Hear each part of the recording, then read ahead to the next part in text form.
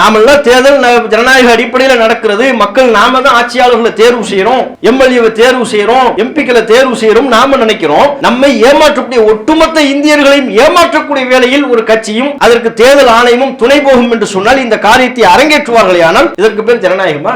இது வன்மையான கண்டனத்திற்குரிய ஒரு செயல். இதற்கு தேர்தல் ஆணையத்தினுடைய பதில் என்ன?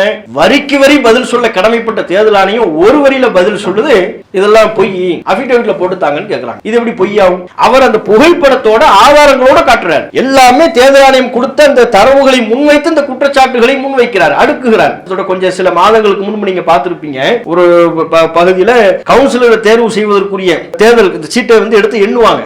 அதுல சிசிடிவி இருக்குது. சிசிடிவி இருக்கும் போதே ஒருத்தர் என்ன பண்ணாரு, சிசிடிவி பார்த்து அந்த சீட்டை ஒளிச்சு வைக்கிறது. காங்கிரஸ் கூட்டணி, இந்தியா கட்சி கூட்டணியில உள்ளவங்களுடைய சீட்டை ஒளிச்சு வச்சு பிஜேபி ஜெயிக்க வச்சார். அது நீதிமன்றத்துக்கு போனது. உச்சநீதிமன்றம் போய் கண்டனம் தெரிவித்து இது ஜனநாயக படுகொலை, ஜனநாயகத்தை குளிதோண்டி புதைக்கிறீங்க என்று கண்டித்தது. அதை விட பாரதூரமான செயல் இந்த இப்போது குற்றம் சாட்டப்பட்டிருக்கிற இந்த செயல்கள். மோடி பதில் சொல்ல மாட்டார். மோடி என்னைக்காவது பதில் சொல்லியிருக்கிறாரா? கூடிய விரைவில் அவர் வெளிநாட்டுக்கு போவார். அதான் நடக்கும். சுத்தி பார்க்கறதுக்கு வெளிநாட்டுக்கு போயிருவார். தேர்தல் ஆணையம் அதுவும் பதில் சொல்ல போவது இல்லை, ஏமாற்றிக் கொண்டுதான் இருப்பார்கள். உச்சநீதிமன்றம் தாமாக முன் வந்து இந்த வழக்கை முன்னெடுக்கணும்.